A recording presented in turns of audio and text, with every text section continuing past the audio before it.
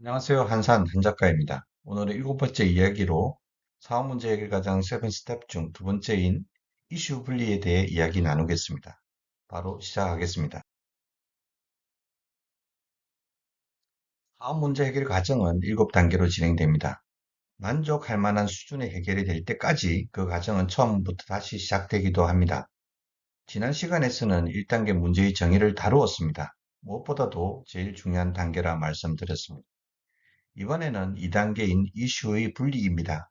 이슈 분해 또는 이슈 분할로도 부릅니다. 이슈 분리 방법들과 그 실전적 사례를 통해 살아있고 체계적인 이슈 분리 쪽에는 역량을 높이는 계기가 될 것입니다. 문제점 또는 이슈의 분리는 로직 트리를 사용합니다. 로직 트리는 미시라는 개념을 사용해야 합니다. 미시는 상호 배타적이며 총합으로는 전체를 이루는 요소의 집합을 말합니다. mutually exclusive and collectively exhaustive의 각 단어의 첫 글자로 구성된 것입니다. 로직 트리를 사용해야 하는 이유는 첫 번째는 문제를 관리 가능하도록 우선순위를 매길 수 있도록 그리고 문제 해결의 책임을 할당할 수 있도록 부분을 나눌 수 있도록 도와주기 때문입니다. 두 번째는 부분의 해결이 실제 문제 해결이 되고 그 부분들이 상호 배타적이고 총합이 되기에 문제 해결의 완성도를 확실히 올려주기 때문입니다. 세 번째는 문제 해결을 위한 팀원들에게 공통된 이해를 구축하고 이 과정을 통해 팀워크를 만들어주기 때문입니다. 마지막으로 문제 해결의 프레임워크와 이론을 집중적으로 사용할 수 있도록 도와주기 때문입니다. 로직 트리 미시 주제에 대해서는 별도로 시간을 내어 깊이 다루어 보겠습니다. 로직 트리는 크게 세 가지 유형으로 나누어집니다. 문제점 정의로 시작해 구성 요소로 나눠보는 연역법적 유형, 해결책의 과정을 설정하고 정형 부인하기 위한 필요 충분 조건을 세워가는 가설주도 유형, 그리고 예, 아님으로 답할 수 있도록 주요 이슈들을 기술하고 뒤따른 실행안을 논리적 순서로 배열하는 이슈 맵 유형입니다. 사업 문제 해결 과정에서는 가설주도 유형을 많이 사용합니다.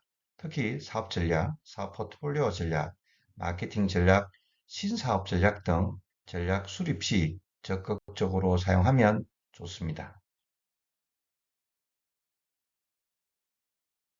이트를 작성할 때 RTF를 적극적으로 활용하면 좋습니다. 혼자 하지 말고 구성원들과 함께 해야 합니다. 하다가 막히면 앞으로 또 거꾸로 다시 로직트리를 만들어 보면 놓친 포인트를 찾을 수 있습니다.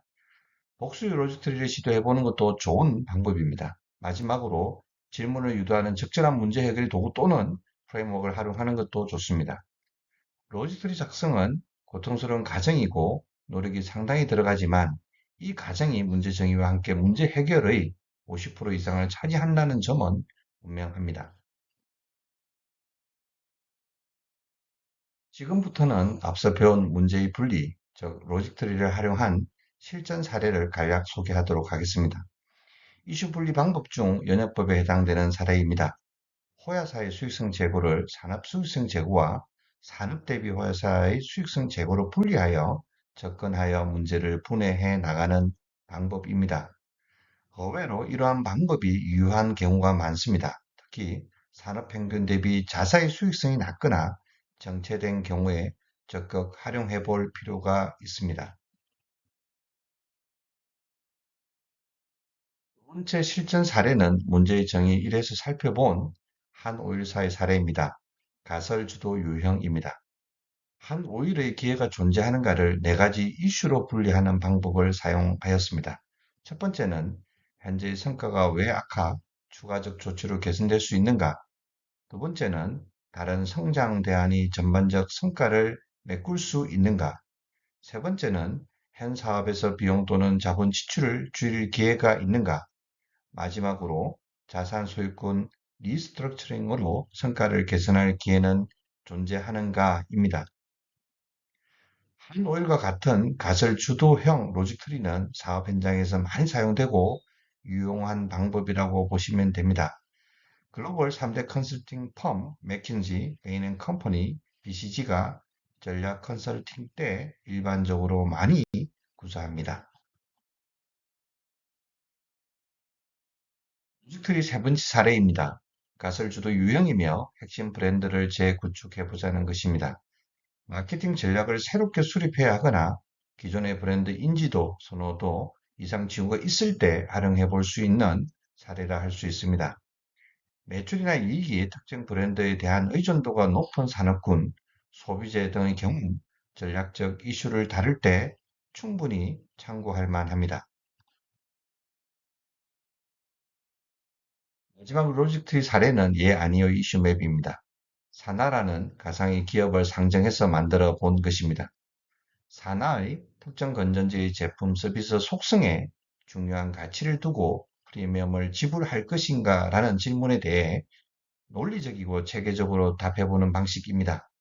결과적으로 브랜드 리더 전략의 런칭, 알맹이만 남기는 전략, 대출, 원가 리더십 전략으로 전환이라는 다른 결과물을 도출해내는 과정은 흥미롭습니다.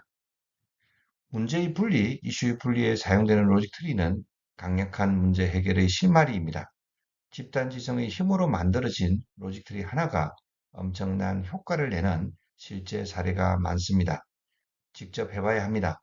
공부할 때 가장 많이 사용해야 하는 것이 발이라는 것을 우리는 잊지 않아야 합니다. 오늘은 문제의 정의 7단계 중 2단계를 진행하였습니다. 다음 이야기는 3단계인 비핵심 이슈 제거로 다시 돌아오겠습니다. 한산 한 작가였습니다. 고맙고 감사합니다. 좋아요, 구독 부탁드립니다. 하는 힘이 됩니다.